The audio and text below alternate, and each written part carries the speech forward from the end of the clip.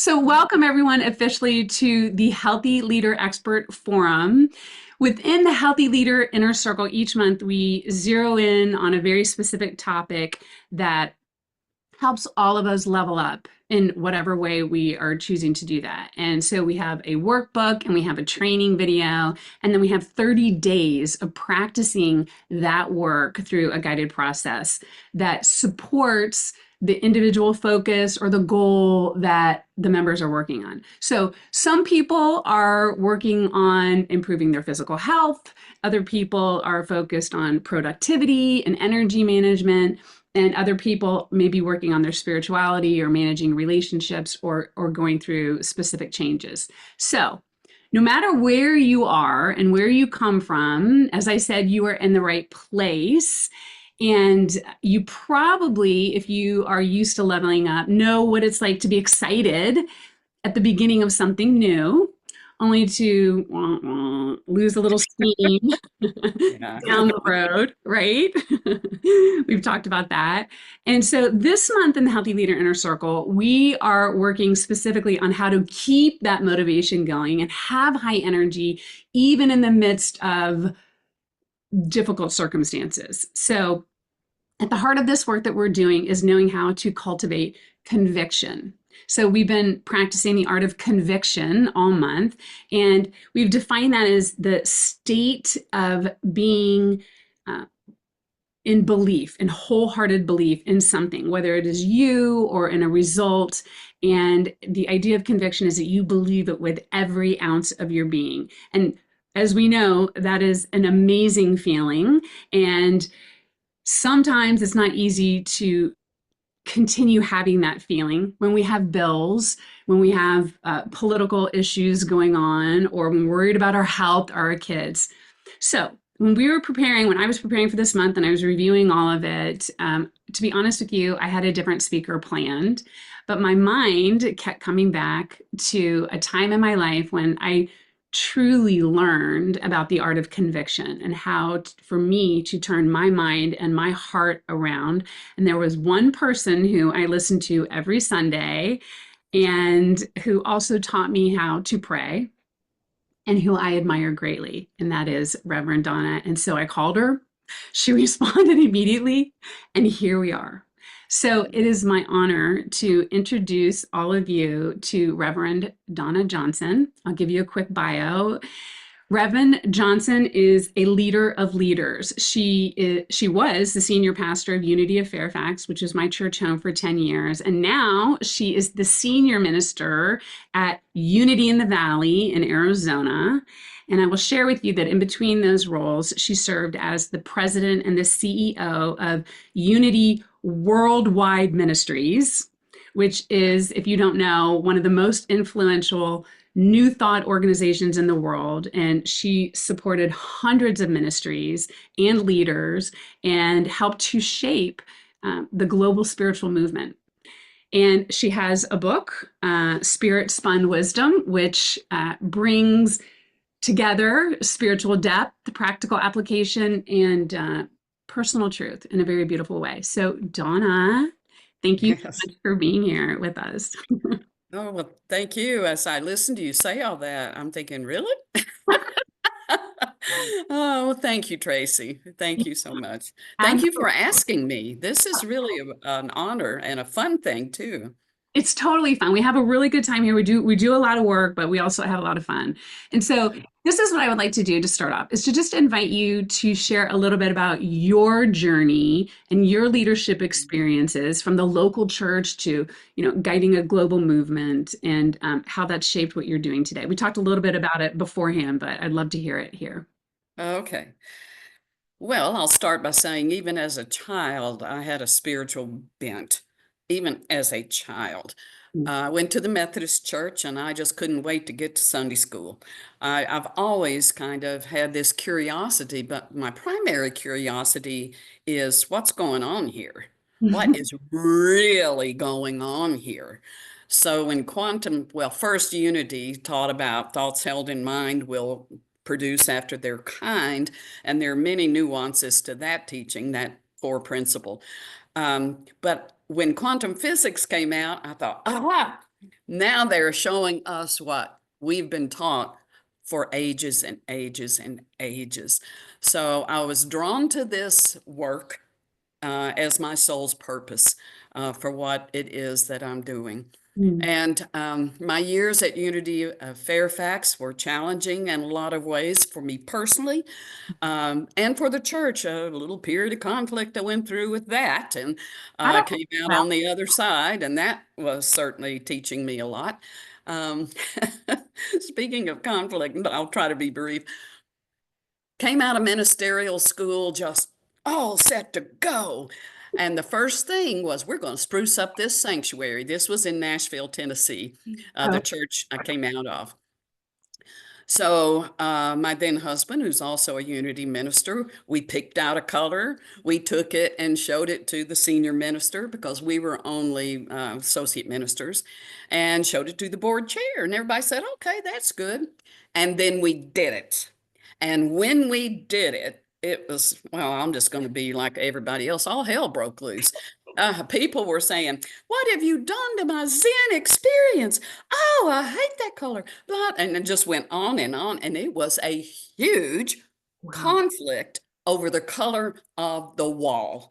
And That's so interesting. I learned then, ask again, tell them what you're going to say it again, and do it a little bit at a time. A little Anyway, bit of time. Yeah, I love that. I love it. I have been blessed to be in many positions. I never had any ambition to be CEO, but I wound up there for a period of time. And that was a tremendous blessing. I got to meet other ministers and churches in the field, and I got to travel abroad and here. And it was just really a blessing. I am extremely blessed to be here in Arizona with a church that reminds me very much of Unity of Fairfax back in the day.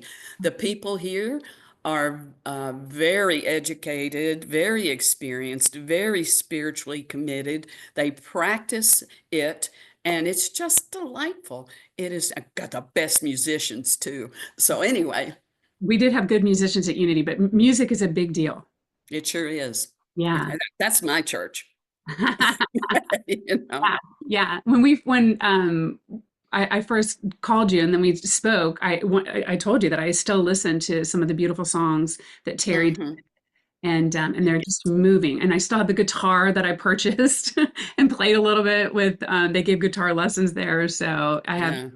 yeah, Mm. good memories. So I just wrote an article about spirituality and leadership. But before we get into that, I do want to get your opinion on the topic of conviction. So we've been going now 26 days, and I've been doing it and practicing conviction. And I have these little cards, and I'm reminding myself and cultivating it. And it's not easy, right? There's a lot Mhm. of thought patterns and conversations, and I'm like, wow, I didn't even know that was in there. So, what do you think about the conviction and the idea of cultivating it, and just in general?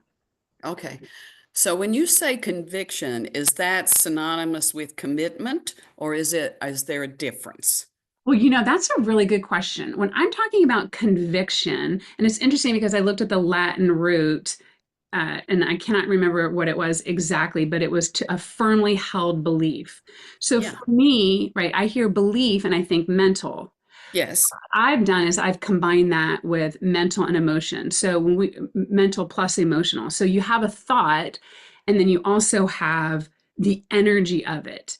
Now, the way that we discuss it in the inner circle is okay, great. That could be determination, that could be a burst of motivation, but conviction is continual practical Hmm. application of that. So Hmm. so I Okay. think that's an interesting distinction. I hadn't, Yes. Okay. yeah. So in that context, um, it's your anchor. It's your absolute anchor, and it's a combination of intention Mhm. and commitment to that intention. And you'll hear me say throughout this interview, I hope, pay attention to what you are thinking. So that's awareness. Cultivate your awareness. So every time you step out of that alignment, then it's appropriate to stop and pay attention to what you're thinking, what you're doing, what's motivating your decisions, Mm-hmm. and go back. Well, it's your mission, vision, and it's that, how is this contributing to or detracting from my Mm-hmm. purpose, Mm-hmm. my vision, and am I completing my mission with these thoughts and these actions, these decisions? Mm-hmm. That's conviction. And some days I'm more convicted than others, and some days I'm really convicted. you Right. know. I like that. So are you thinking about commitment as an emotional? Because I heard you say that intention, it's your anchor, conviction's your anchor, and then you have an intention, which I think is, as you know, of course you can, I'm thinking about that in terms of what is my cognitive intention, and then there's a commitment. Or is that, were you talking about an emotion of commitment, or is that, or am I combining that? Well, life is lived on the emotional level. We can think all we want, but that's not really living. That's just being in your head. So, what you are experiencing emotionally is your energy. Emotions are energy in motion. So, there has to be a an uplifting emotion that goes with your conviction. Mhm. Otherwise, it's just a head exercise. Right. It's got to come from your heart. Right. It has to come from your passion, your heart, your gifts, and an inner knowing. This is where your intuition gets cultivated, an inner knowing when you're spot on and when you're off the spot. Right. So, paying attention to it. Yeah. So that brings me, that makes me think of uh, you referenced, you know, having self-awareness. And one of the methodologies that we use, I was referencing the models that will be in the book, is discover, design, dare. So we're discovering, I'm just even being aware that I have now stepped out of something that's not in alignment with who I want to be. Um, so how do you recommend that people, in addition to being aware and then asking those questions, is this in alignment with my vision? How do you recommend that people sustain conviction, commitment, this energy, this inner knowing when they get pulled? Mhm. Well, I think it's essential to take time to let go of it. Yeah. Just let go of it and be still. Just be still. I'm a big believer in nature. I'm a double Taurus. Nature nurtures me. So here in Arizona, it's blue skies almost every day. I'm learning to love rattlesnakes, and that's a challenge because they're free creatures. They go wherever they want to go. Yeah, yeah, I know. I have Nightmare on Newman in there. Uh, so that how to sustain it, let it go. I do it first thing in the morning. I get up, I get my little espresso, set it on a table, and then I drink it or I don't drink it. I might review my dreams or I might not, but I don't do anything. I don't force anything. I'm not looking for anything. I'm not oming. I'm not doing anything. I'm just being. Mhm. And out of that being arises the knowledge of what I need to focus on. And if that's not in alignment with my conviction, then I need to take a look at that too.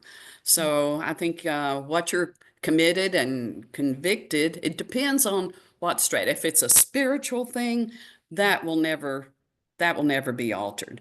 But if you're convicted that this is my job and this is who I am, and that can change. Mhm. That Mhm. and we all that outer stuff can change. So it has to be a deep, deep conviction. Mhm. So Yeah, and it's interesting when you talk about letting go. Rick and I were just doing the Course in Miracles this morning, and maybe it was a daily word a couple days ago, and you see this every once in a while, let go and let God, and it's like such just like easy thing to say. yeah, yeah, I call it a mental arm cross, right? When yeah, I'm yeah. right, you're wrong. We can see it in the political system right now. So, how do you let it go? I heard you say, I'm just in a state of being. Ah, How do you let it go? okay. The core of a spiritual path is about who and what. It's not a who, it's a what you identify with. Yesterday, we had an aging to saging group at church meet about what happens after we die. And somebody picked up from somebody else the phrase that we are living in a biodegradable capsule, meaning our bodies. That's so much nicer than meat suit, which I've heard. Oh, yeah. We have to practice what we believe to the point that it is integrated experientially. I know I'm not my body. I know that. I've known that up here, but to know it experientially is different. And I'm not talking about out of body experiences, on all those are fun and can be confirming, but it's wherever I go, whatever I do, if I find myself being hijacked by my ego and focused on what's going on out there, pull back. My primary spiritual practice now is being the spiritual observer. Oh, look at little Donna. She's getting upset. Oh, look at little Donna. Oh, look at little Tracy. Oh, look at, Big Joe over there. It just pull back. And when we can pull back into the awareness of ourselves as a spiritual being, intelligent energy, a vortex of intelligent energy. When we can pull back like that, then we just look at it all and know that it's just passing on the screen. I'm a believer in the holographic universe. So it's just passing on the screen. And I don't get so invested in the outcome. And I am able to just be in that space of early morning. Mm-hmm. Right. Yeah. And it's interesting because I was going to ask you a question about that. When you just said the space of an early morning, I'm going to jump ahead here a little bit. There's a chapter in your book, it's called Our Everlasting Youth. And this is, I'll just quote one paragraph here. It says, occasionally while sitting in nature or driving through a beautiful stretch of trees, I get a feeling of timelessness, a sensation like I am a child again, seeing the earth for the first time or feeling as if I had no past, future, or commitments to keep. These moments are rare, but they are truly freeing. I do believe that as a child, I had them every day. Is that what you're talking about? Yes, that's exactly what I'm talking about. Yes. Mm. And then, The only way to have those is to really be still. Just be quiet. Let go of all the analytical stuff. Let go of the burden of commitments and the daily grind of what is yours to do. And learn to be in the world, but not of it, which means I can go about doing what I said I would do, but at a moment's notice, I can pull back, just take a breath, and not necessarily see the bigger picture, but I can feel the bigger picture. I can feel it. distinction. What was that? So that's an interesting distinction. Not necessarily see it, but I can feel it. So what do you mean by that? The expansiveness of myself. The expansiveness of myself. And and out of that comes a faith that this too, if it's really a nasty situation, will pass. The resolution will make itself known, and I don't have to sweat about it. I yeah, I think we might call that faith. yeah, you might. Yeah, There's- and knowing, but for me, it's even beyond faith. okay. It's a knowing that, Ooh, okay, I don't know how, when, or where, but I know. Some people would call that faith. Faith to me is like, um, it's almost more forced, you know. Keep the faith, keep the faith, keep the faith. Don't don't give up, that kind of thing. And my philosophy is give up and let it come to you because only good's going to come. Only good's going to come. yeah, that is very interesting. That's a little aha moment for me. The second part that you wrote in this chapter was moments when we are just being, moments where we have no agenda whatsoever, and where our timeless self pops out to say, hello, remember me? I remember you. Reconnecting with that self is a beautiful thing. So I know you were just talking about that. You're talking about the expansive self, but we talk a lot Mhm. about that in terms of another model that we use is relationship model. So in the center of it is your private relationship. And I generally am not speaking to people in spiritual or religious contexts unless they are. But it also includes your private relationship with the universe or God or whatever. And then it goes out to personal, and then it goes to professional. So that model really does come from this and what you're talking about. So my question for you is, I'm going to kind of link this back to, spirituality in the workplace. And you've worked with a lot of people from diverse backgrounds and different belief systems. You just shared with me that you worked with some Buddhists. So can you share a little bit about the idea of cultivating a relationship with yourself, which is the vernacular that I use, unless the door's been open to Mhm. spirituality. Can you speak to that in terms of the same concept, in terms of being able to step back and cultivate a relationship with yourself? Yes, I would say that is foundational. It is absolutely foundational, your relationship with yourself. One of the greatest spiritual teachings is as we give, we receive. And I usually say this frequently as we're blessing our offering on Sundays. As is the most important word in that. As you give, you receive. And that means the consciousness in which you are giving. Oh, here comes the offering. Here comes my $10. There you go. I did it. Or, I really can't afford this, but I really want to know that I can do this. And that's the best thing about the tithing practice. It's knowing you can give and still have plenty. Get over the fear of giving. So as as we do anything, Mm, that's how we do everything, right? right. So yeah. Both right. What is your motivation for doing it? Yeah, what is your motivation for doing it?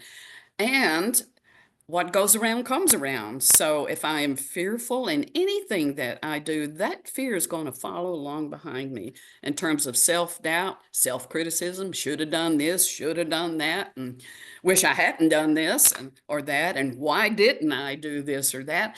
That kind of stuff is like, ugh. Right. It's helpful if we learn, if we answer our own questions Mhm, and own it mhm. and own it. Okay. I see now that I didn't do this when I should have. And that's leadership.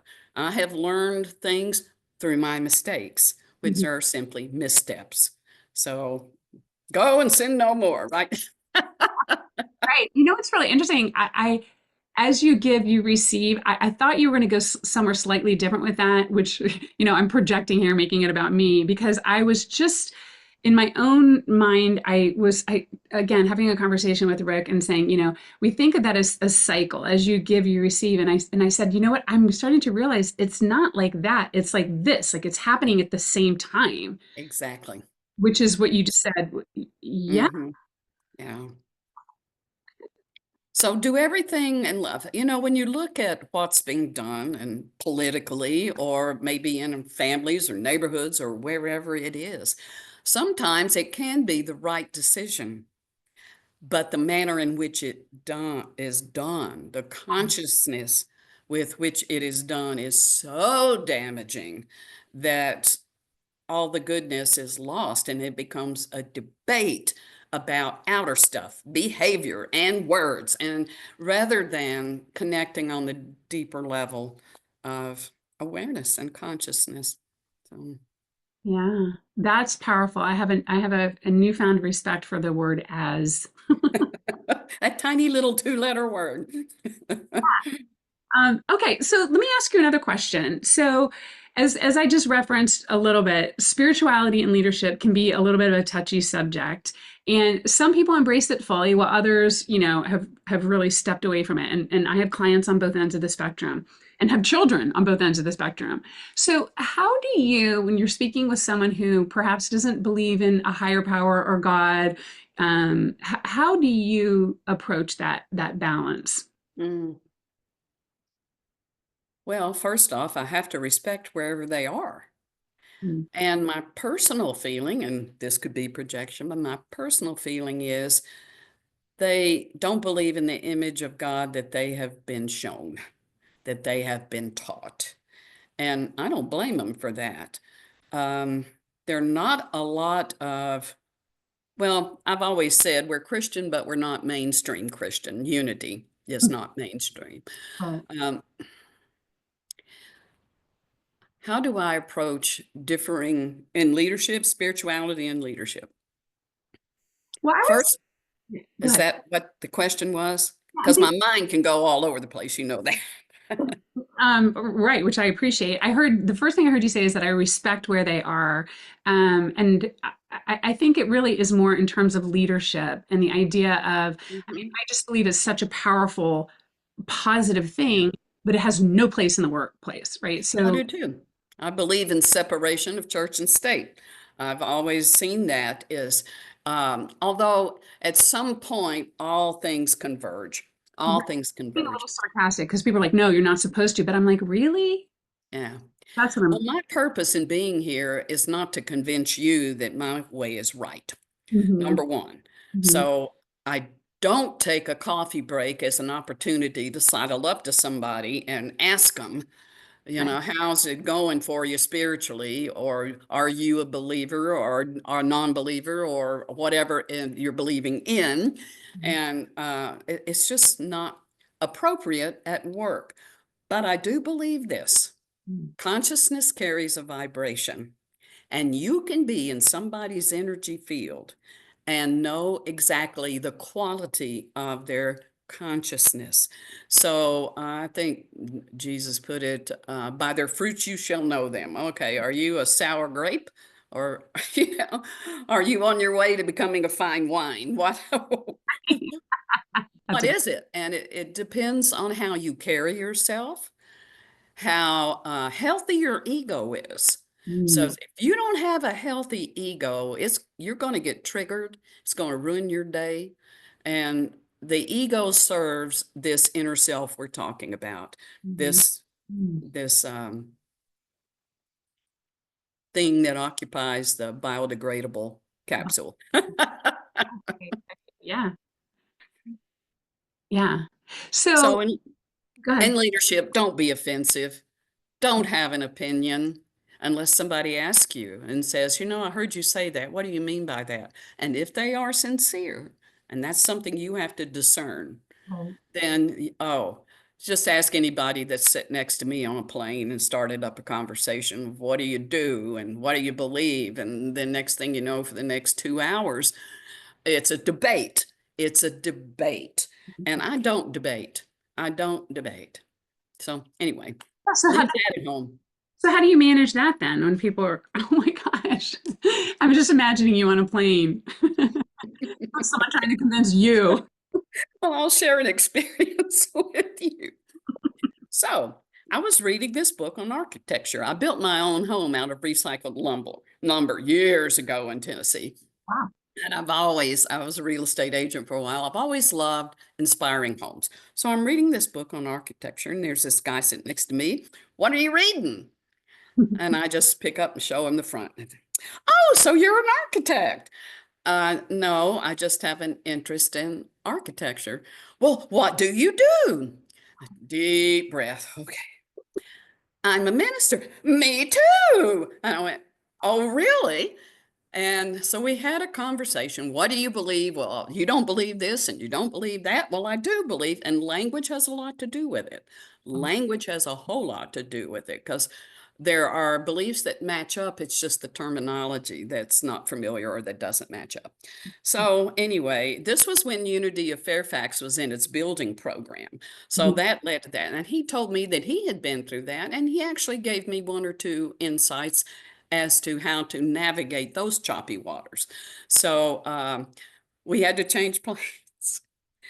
One of the conversations was, how when you're sitting with a family of little kids and the babies cry because their ears hurt and the little kids will kick the back of the seat and it can just be an unpleasant experience.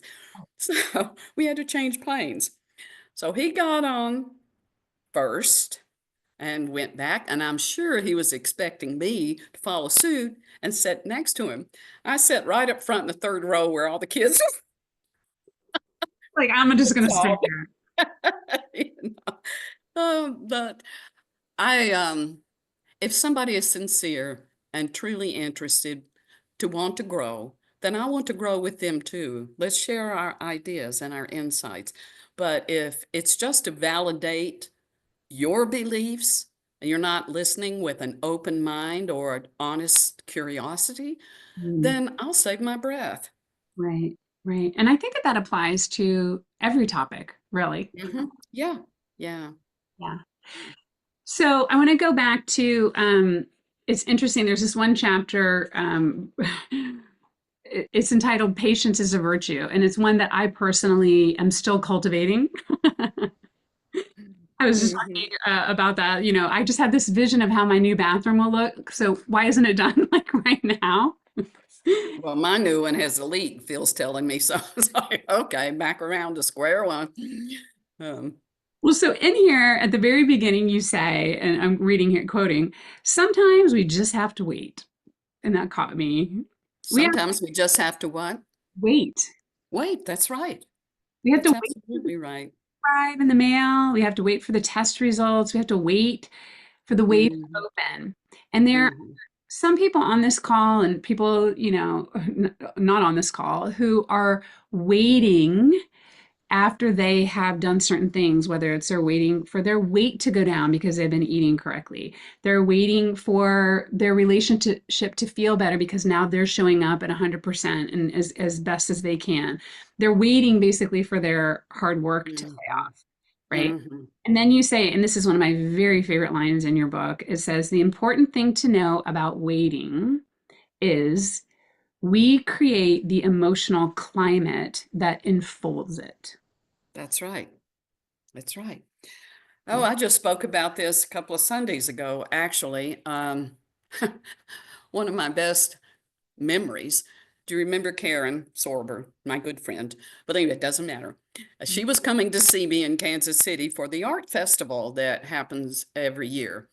And I was getting my condo all cleaned up and everything. And all of a sudden I looked, I thought, oh my gosh, I've got to go pick her up at the airport. And I was late. So I rushed out the door, jumped in the car, and driving on the way, and all of a sudden the traffic is backed up so far. There had been a really bad accident. So I reach over to call her. I didn't have my cell phone. I had left it on the kitchen counter. So I show up finally at the airport an hour later. And she was just going crazy, like, oh my gosh, what happened? Are you in a car accident? I can't get through you. You're not answering, blah, blah, blah, blah, blah. Right. So she hops in the car and I tell her the story of what happened. And she just said to me, she says, well, what else are you going to do about it? You just have to manage your own anxiety. I Uh, have never forgotten that. When I get anxious, I'm mm, the one that has to manage it. My little kitty cat, oh, I love, spent a night in a garage a week or 2 or 3 weeks ago. Couldn't find her anywhere, couldn't find her anywhere. And the next morning, I went to the garage and called. She didn't come. So I'm sitting in my quiet space and I am so anxious, I'm actually nauseous. I'm just worried because she got out a month or two before that and spent the whole 24 hours out. And you don't do that in Arizona where you have bobcats and coyotes and predator birds. And uh, my mind went there to the very worst. Whenever you're anxious, that's where your mind will go. What happened in the past? What could happen in the future? And what saved me, Tracy, honestly, was our chaplain's training. I mm, sat there, I took a breath because I was too anxious to do anything. I was near tears. And I went to my heart space and said, peace be still. And in that stillness arose the thought, wherever she is, she's a God creature mm. and all is well with her. So, so Phil and I later, we said, okay, we've got to put her litter box outside so she'll smell that and find her way home. Mhm. But the litter box was clean. So we had to go. He says, well, there's some in the garbage. So we go out to the garage and we're digging through the garbage to get the cat poop out. When all of a sudden we hear this, and there she was, hiding behind a place I would never think to look. And there she was. So you have to manage your own anxiety, and that takes practice. Mm, And your rational mind isn't going to get you there. Your rational mind will keep going over and over again, all of the possibilities that you don't want, mhm, until you just remind yourself of the ever present love that's always there. mhm. That's so great because the second part of this, literally that I was going to read is like, how do you avoid the anxiety of of waiting? And you said first by bringing the mind back to this moment. Yes, that's right. Yeah. That's absolutely right. And Do, secondly, by finding something to be appreciative of. do you know, I did this exercise, I think, with the chaplains, and I did it here with the workshop that I gave. Uh, so you come up to somebody and you say, hey, what's going on? And they will tell you everything. Well, my son's about to graduate, and my wife is going to have a hip replacement, and blah, blah, blah, blah, blah, blah, blah. And I just kind of smile, look at them and say, no, I mean, right now. What's going on right now? And that's one way to just use that little exercise to bring yourself back to what's going on now. I'm sitting here looking at a screen. It's only you I see, so I don't see other people. I didn't put Mhm. all those other people. Hi, other people. Um, so what's Well, going on right now? that's a great segue to the story that I told you that I wanted to share that basically Okay. changed my life, right? So, for everyone here, I did do the chaplain training with Donna as well, but that is not what I'm going to talk about. We were studying the book, The Power of Now by Eckhart Tolle. And we're in a classroom, and I was there with one of my very good friends, and it was a pretty packed classroom. And you were talking about when you find the present moment, as you just described with your kitty story, that Mhm. that is really the place and the space where we find our fulfillment and where we find our joy, if we can just go there. Mhm. And I remember somebody raised her hand, and in the book, I call her Marie. I just made that name up. I have no idea who it was. And she said, look, I get it. I get what you're saying. I get that we're here in this space and, woo woo. But let me just tell you, my husband's in the hospital. My children don't talk to me, and my business is failing. And you, Donna, in your very beautiful present way, said, oh, I see you and I hear you. And what is wrong right now? Is that what I said? What is wrong with now? What is wrong right now? And she said, I just told you, my husband, the hospital, the kids, and were engaging with her. And then you said, and what about right now? And it took like three or four. I remember like there was like we went from this very like Zen, we're studying the power of now, Eckhart Tolle, to like everybody was like, oh shoot, this is getting a little tense. And you kept asking that question, and you could feel her like, are you not listening to me? And then she just kind of paused and she said, oh, right now, I need a tissue. And you said, could somebody get her a tissue? Oh, wow. I don't remember that, but that's a good story. Yeah. And that's a good practice too. It's such a good practice. Anytime you're whacked out, whether you're angry, sad, depressed, and if you're sad, if it's legitimate, the death of someone, the loss of a pet, whatever, feel that. Don't block it. I Mm, mean, you have to feel it. But beneath that, there is a joy too. There is a joy, and you'll only find that in the present moment. yeah, that's really interesting. I'm going to ask you. I was just working with somebody who just lost her mother, and we were talking about the difference between grief and what you and having sadness. And I lost my father a couple of years ago, and we all have experienced it. But then shifting a grief into a grievance. Like it should have been different. He shouldn't have died, or that they're Mm, two very yeah, different experiences. So when you said that there's grief and then there's joy underneath it, only if you go to it, if you look for it, if you right, right. talked about That's true. with your I kitty. can't tell you how many memorial services I've done for my own mother, for my father, for other members of my family, friends, a lot of church people too. Mhm. And there is a sadness because they're gone from our sight, but at the same time, to even have known that person, think of all the billions of people you will never meet. So whenever you are in the presence of anyone, I do believe it's a divine appointment. So Mhm. what are you going to do about it? You're going to cut them off in the traffic? You're going to, you know, Right. what are you going to do? What are you going to do? We, Is and we, that's part of my philosophy too, because every moment is a sacred moment, even the ones I wish I didn't have. But mhm. I had them for a reason. Oh my goodness, this is such a divine conversation because the next thing that I want to ask you about is I think I have the right note here in your book. There were so many of them, but you, that's not it. Let me see if I can do this. You write the worst points in any arguments are those that you need to prove. Hmm. Hmm. Um, That to an attorney. all right, I don't think we have any attorneys on. Um, Yeah.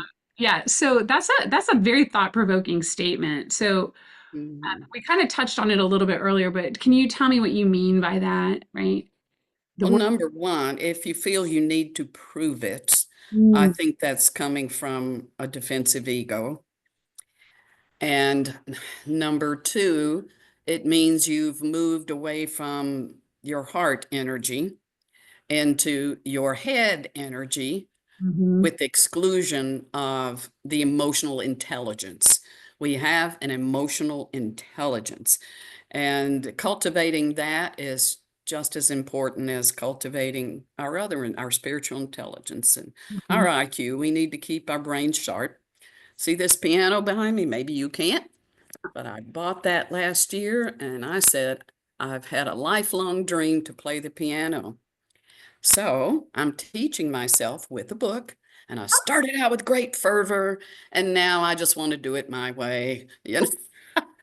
However, talk about conviction. I haven't given up on it, but there are other things that are going on in my work, good Mhm, things, mhm, and in my personal life where I'm focusing on my sabbatical and organizing for that. And I know the time will come when the inspiration will be there and the impetus for doing it. But see, this is a commitment with myself.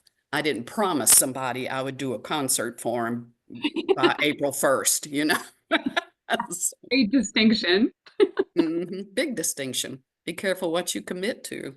Right. Well, it's really interesting because next month in the inner circle, we're talking about taking massive action. And it's no surprise that a lot of the work that I do comes off of what I've learned from you. And you spoke to the idea of having a vision and having results. And so without that impetus, without that real energy and conviction, it is hard to keep that action going. But you just Yes, really important distinction, which is if we have people who want to truly get healthier, or if we have people who really want to improve their marriage, and even though they haven't made that commitment out loud, it's really is meaningful to them versus playing the piano versus planning your sabbatical.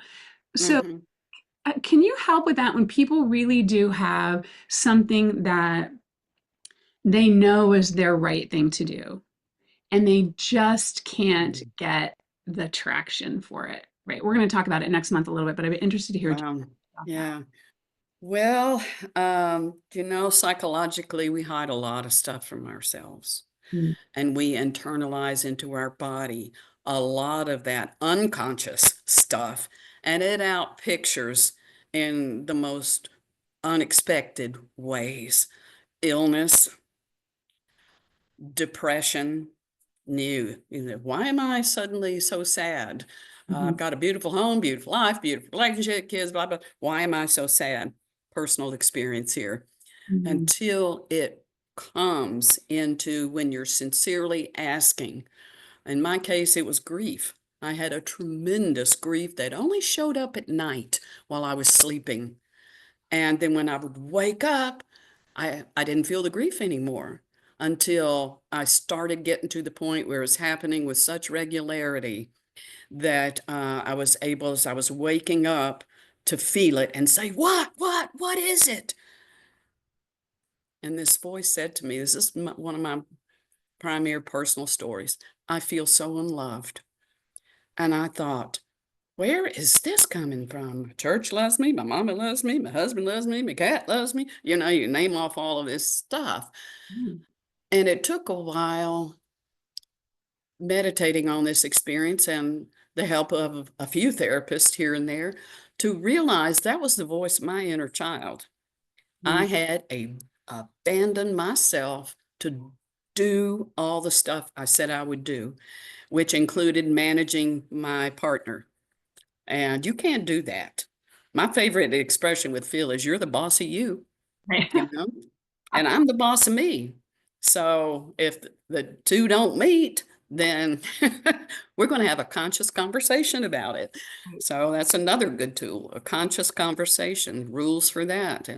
Oh yeah, And let's hear about that. That's great. A conscious, I was just saying, yeah, conscious communication book. a conscious conversation, because so often, gosh, we were watching a movie where this was illustrated so perfectly.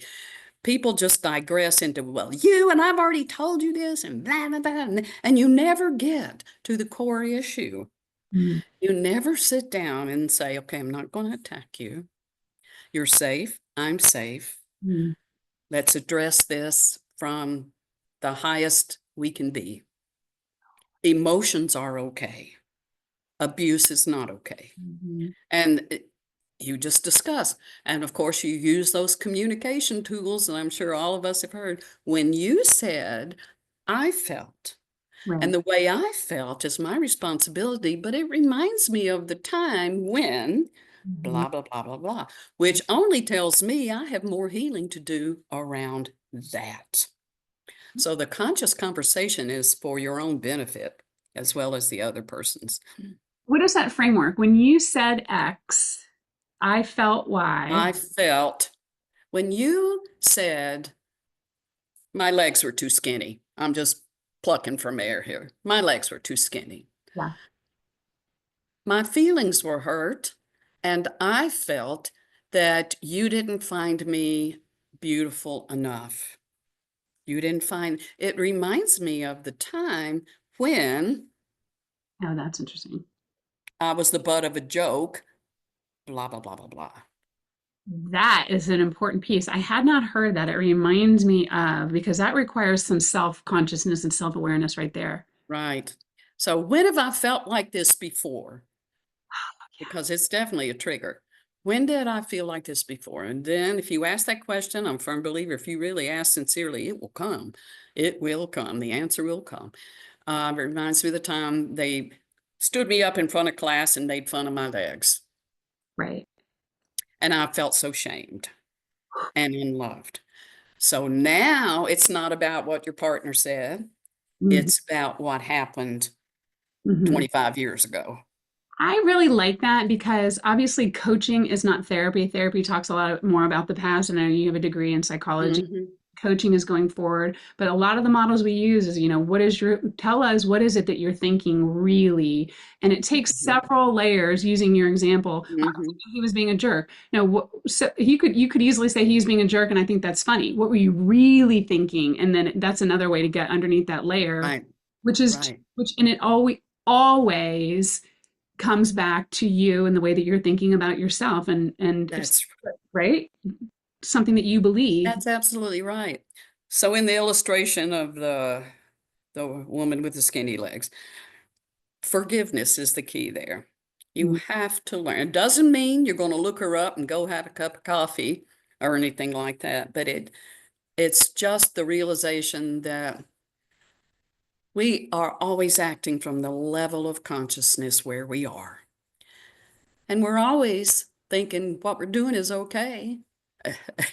We don't, we believe that it's okay or we wouldn't be doing it, right? So it's opportunities for self-examination and to let it go. Once we can truly forgive that person and forgive ourselves for carrying it, because part of us believed what they did, or we wouldn't be so injured. Right, right. I love that. And I just looked at the time. I cannot believe it's already 5:55. Oh, yeah. Sorry. I'm So having such a good time with you, Tracy. Yeah.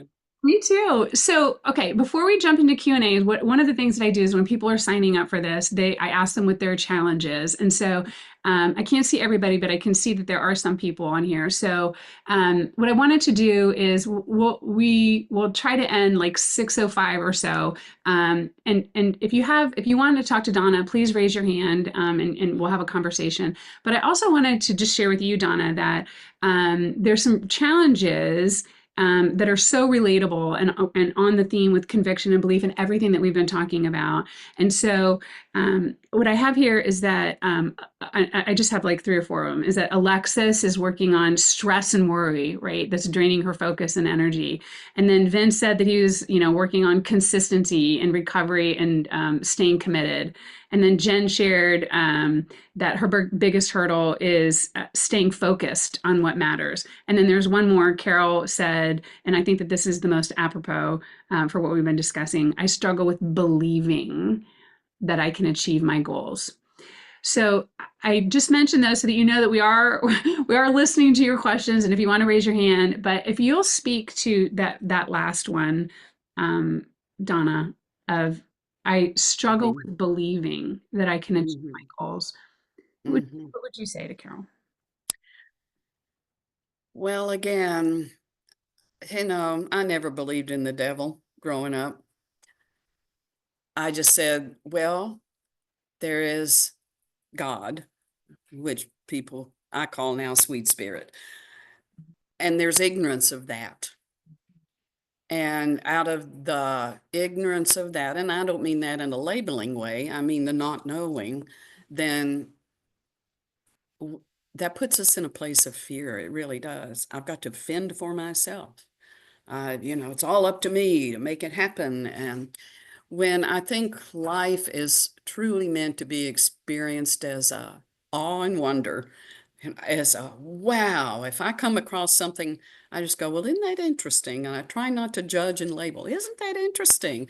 And maybe I'm curious about it, and maybe I'm not. Um, to believe. Some people are waiting for the road to Damascus when Paul was struck by lightning, more or less, and began to see the truth. I think if it's a question you really, really would like resolved, then just ask for it sincerely.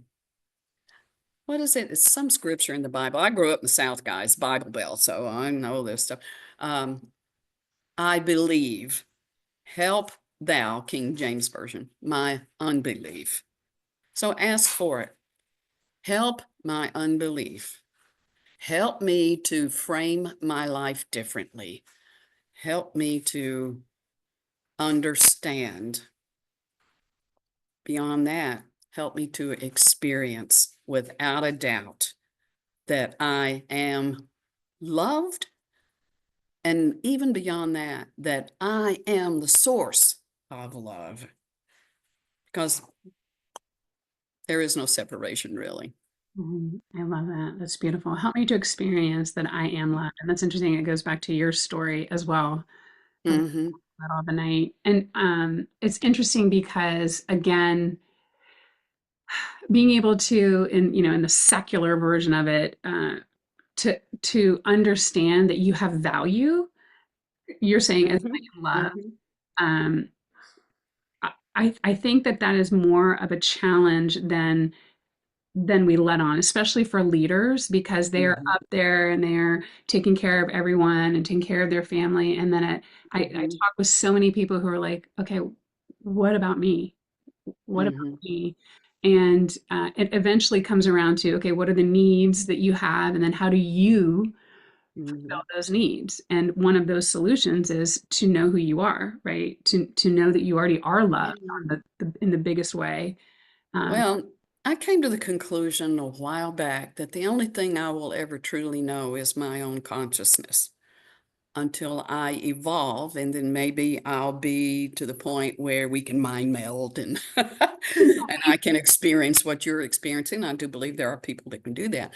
Um, so my garden is my consciousness. mm, You can tell me you love me until the cows come home.